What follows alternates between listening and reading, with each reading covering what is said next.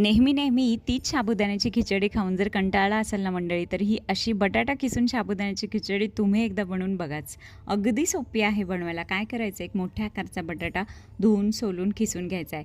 बटाट्याचा खिस पाण्यामध्ये धुवून त्यामधलं सगळं पाणी काढून घ्यायचं आहे. कढईमध्ये 2 चमचे साजूक तूप गरम केले. तुम्ही शेंगदाण्याचं तेलसुद्धा वापरू शकता आणि जर तुम्ही उपवासाला जिरे खात असाल तर ते सुद्धा ॲड करा.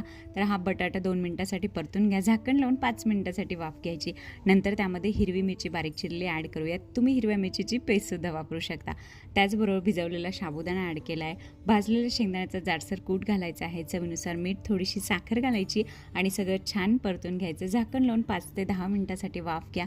आपली मोकळी मऊ लुसलुशीत बटाटा किसून साबुदाण्याची खिचडी तयार आहे. नक्की बनवून बघा मंडळी. आणि त्याचबरोबर अशा छान छान रेसिपीसाठी चॅनलला सबस्क्राईबसुद्धा करा. व्हिडिओ आवडल्यास लाईक आणि शेअरसुद्धा करा. Thank you so much. बाय.